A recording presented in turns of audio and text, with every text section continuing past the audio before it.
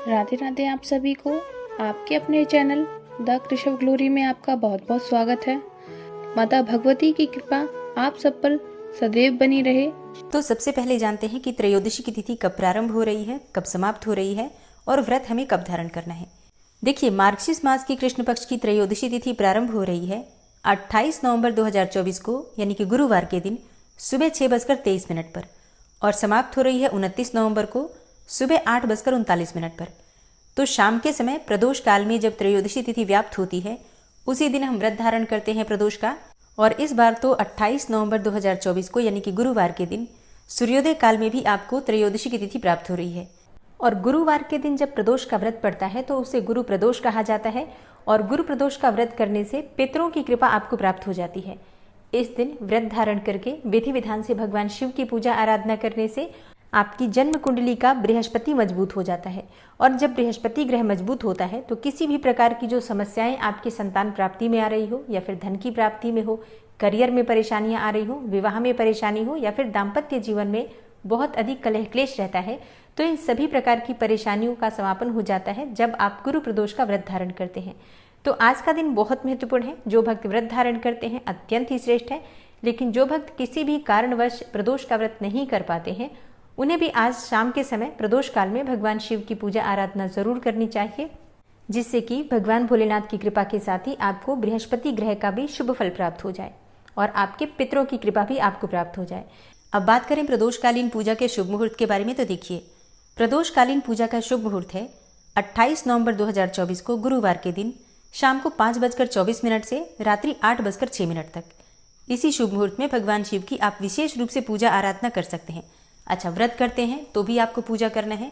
जो भक्त व्रत नहीं कर पाते हैं, शुद्ध और सात्विक भोजन लीजिए और शाम के समय प्रदोष काल में भगवान शिव की पूजा जरूर कीजिए। मान लीजिए आप लहसुन प्याज भी खाते हैं, तो भी आप शाम को स्नान करके फिर पूजा कर सकते हैं। ठीक है, तो पूजा जरूर करना है, स्थिति चाहे जो भी हो, पूजा जरूर कीजिए। तो इस समय विशेष रूप से भगवान शिव की पूजा आराधना की जाती है। जैसे कि सुबह की पूजा आपने कर ही लिया होगा, शाम की पूजा किस प्रकार से करना है। देखिए, शाम को पूजा करने के लिए फिर से आपको स्नान कर लेना चाहिए, क्योंकि शुद्ध होकर ही भगवान शिव की पूजा आराधना की जाती है। आप अगर स्नान नहीं कर पाते हैं तो हाथ पांव मुंह धोकर वस्त्र बदल लीजिए, और इसके बाद आपको भगवान भोलेनाथ की पूजा आराधना करनी है। तो देखिए, आप चाहें तो घर में भी भगवान भोलेनाथ की पूजा आराधना कर सकते हैं, लेकिन अगर घर के आसपास कोई मंदिर हो, कोई शिवालय हो, तो वहां जाकर भगवान शिव की पूजा विशेष रूप से करने से आपको अधिक लाभ की प्राप्ति होती है। तो प्रयास कीजिए कि आप मंदिर जाकर भगवान भोलेनाथ की पूजा आराधना कर पाएं, और अगर मंदिर नहीं भी जा पाते हैं तो घर में भी अगर शिवलिंग है तो शिवलिंग की पूजा कर सकते हैं। शिवलिंग नहीं है तो मिट्टी का शिवलिंग बना लीजिए। अगर बिल्कुल भी ऐसा नहीं है संभव, तो ऐसे में आपके पास जो फोटो है भगवान शिव की, जो भी चित्र है शिव परिवार का, उसकी भी पूजा कर सकते हैं। आप चाहें तो अलग से चौकी लगाकर और घर में पूजा कर सकते हैं, या फिर जहाँ पर स्थापित है भगवान शिव मंदिर में आपके घर के, वहाँ पर भी पूजा कर सकते हैं। दोस्तों, आज शिवलिंग का अभिषेक करने का बहुत अधिक महत्व माना गया है, विशेषकर प्रदोष काल में। तो प्रदोष काल में भगवान शिव का अगर अभिषेक कुछ विशेष चीज़ों से किया जाता है तो अत्यंत ही श्रेष्ठ फल आपको प्राप्त हो जाता है। वैसे तो आप सभी जानते हैं भगवान शिव की पूजा के लिए सामग्री कौन कौन सी चाहिए होती है। भांग, धतूरा, बिल्वपत्र, अक्षत, भस्म, ये सभी चीज़ें भगवान शिव को समर्पित की जाती हैं। इसके अलावा यज्ञोपवीत अगर आपके पास हो, बहुत अच्छी बात है। नहीं है तो आप कलावा तोड़कर यज्ञोपवीत का मन में ध्यान करते हुए भगवान शिव को अर्पित कर सकते हैं। इसी प्रकार से वस्त्र भी आप कलावे के द्वारा भी अर्पित कर सकते हैं, चाहे तो थोड़ा सा सफ़ेद वस्त्र भी अर्पित कर सकते हैं। तो जो भी आपके पास सामग्री उपलब्ध है। और हाँ, जलाभिषेक के लिए जल चाहिए आपको। आप चाहे तो पंचामृत से भी अभिषेक कर सकते हैं, या फिर कच्चे दूध से भी अभिषेक कर सकते हैं। मतलब जो भी सामग्री आपके पास उपलब्ध है उसी से भगवान शिव का आप अभिषेक कर सकते हैं। एक बहुत ही सरल उपाय मैं आपसे शेयर करने वाली हूँ।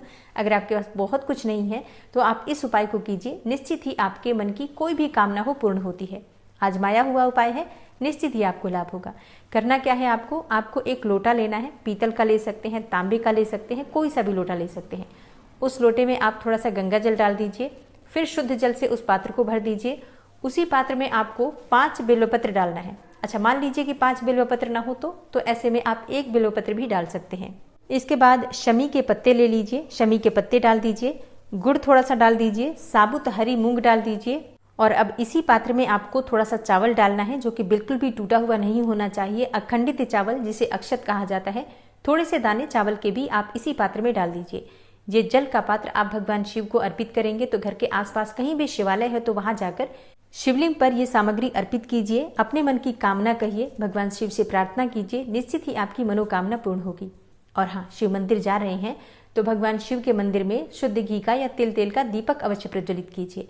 धतूरा अगर आज के दिन आप भगवान शिव को अर्पित करते हैं, धतूरे का जो कांटेदार फल होता है, अपने हाथ में लेकर अपने मन की कामना करके, अपने कष्टों का स्मरण अपने मन में करते हुए, दुखों को अपने मन में याद करते हुए अगर भगवान शिव को अर्पित करते हैं और उनसे प्रार्थना करते हैं कि आपके जो भी कष्ट हैं वो सभी कष्ट भगवान शिव समाप्त करें, तो निश्चित ही आपको कष्टों से मुक्ति मिलती है। चाहे वो आपका कष्ट कितना भी बड़ा क्यों ना हो, कर्ज से परेशान हो, संतान प्राप्ति में बहुत अधिक बाधाएं हो, धन की प्राप्ति में बहुत अधिक बाधाएं आ रही हैं, या आपके मन की कोई और भी ऐसी पीड़ा है जिसे कि आप दूसरों से व्यक्त नहीं कर पाते हैं, इस उपाय को कीजिए, निश्चित ही आपको लाभ होगा। और ये उपाय आप प्रदोष के दिन, मतलब किसी भी प्रदोष के दिन कर सकते हैं। नियमित तौर पर हर प्रदोष को ये उपाय कीजिए। आप जल के पात्र वाला उपाय और इस धतूरे वाले उपाय को कीजिए, एक साथ कीजिए, निश्चित ही बड़ी से बड़ी परेशानी हो आपकी दूर होगी और मन की कोई भी इच्छा हो जरूर पूरी होगी। और हाँ, ये उपाय आपको शाम को प्रदोष काल में ही करना है, इस बात का ध्यान रखिए। मतलब अगर आप सुबह करना चाहें तो बिल्कुल कर सकते हैं, लेकिन शाम को करते हैं तो ज्यादा लाभ होगा, क्योंकि प्रदोष व्रत में प्रदोष काल की ही पूजा विशेष रूप से महत्वपूर्ण होती है और प्रदोष काल की पूजा का बहुत अधिक लाभ हमारे शास्त्रों में वर्णित है। और शाम की पूजा करने के बाद प्रदोष व्रत की कथा अवश्य सुननी चाहिए। तो गुरु प्रदोष व्रत की कथा का श्रवण करते हैं। एक बार की बात है, इंद्र और वृत्तासुर की सेना में घनघोर युद्ध हुआ। देवताओं ने दैत्य सेना को पराजित कर दिया और नष्ट भ्रष्ट कर डाला। यह देखकर वृत्तासुर अत्यंत क्रोधित हो गया और स्वयं युद्ध को उद्यत हुआ। आसुरी माया से उसने विकराल रूप धारण कर लिया। सभी देवता भयभीत होकर गुरुदेव बृहस्पति की शरण में जा पहुंचे। बृहस्पति महाराज जी बोले, पहले मैं तुम्हें वृत्तासुर का वास्तविक परिचय दे दूं। हे देवताओं, वृत्तासुर बड़ा तपस्वी और कर्मनिष्ठ है। उसने गंधमादन पर्वत पर घोर तपस्या करके शिवजी को प्रसन्न किया है। पूर्व समय में वह चित्ररथ नाम का एक राजा था। एक बार वह अपने विमान से कैलाश पर्वत पर चला गया। वहां शिवजी के वाम अंग में माता पार्वती को विराजमान देखकर वह उपहास पूर्वक बोला, हे प्रभु, मोह माया में फंसे होने के कारण हम तो स्त्रियों के वशीभूत रहते हैं, किंतु देवलोक में ऐसा दृष्टिगोचर नहीं हुआ कि स्त्री आलिंगनबद्ध होकर सभा में बैठे। चित्ररथ के ऐसे वचन सुनकर सर्वव्यापी शिवशंकर हंसकर बोले, हे राजन, मेरा व्यवहारिक दृष्टिकोण पृथक है। मैंने मृत्युदाता कालकूट महाविष का पान किया है, फिर भी तुम साधारण जन की भांति मेरा उपहास उड़ाते हो। तब माता पार्वती क्रोधित होकर चित्ररथ से संबोधित हुई और बोली, अरे दुष्ट, तूने सर्वव्यापी महेश्वर के साथ ही मेरा भी उपहास उड़ाया है। अतएव मैं तुझे वह शिक्षा दूंगी कि फिर तू ऐसे संतों के उपहास का दुस्साहस नहीं करेगा। अब तू दैत्य स्वरूप धारण करके विमान से नीचे गिर, मैं तुझे श्राप देती हूँ। तब जगदम्बा भवानी के अभिशाप से चित्ररथ राक्षस योनि को प्राप्त हो गया और त्वष्टा नामक ऋषि के श्रेष्ठ तप से उत्पन्न होकर वृत्रासुर बना। गुरुदेव बृहस्पति आगे बोले, वृत्तासुर बाल्यकाल से ही शिव भक्त रहा है। अतः हे इंद्र, तुम बृहस्पति प्रदोष व्रत करके शंकर भगवान को प्रसन्न करो। देवराज ने गुरुदेव की आज्ञा का पालन किया और बृहस्पति प्रदोष का व्रत किया। गुरु प्रदोष व्रत के प्रताप से इंद्र ने शीघ्र ही वृत्तासुर पर विजय प्राप्त कर ली और देवलोक में शांति छा गई।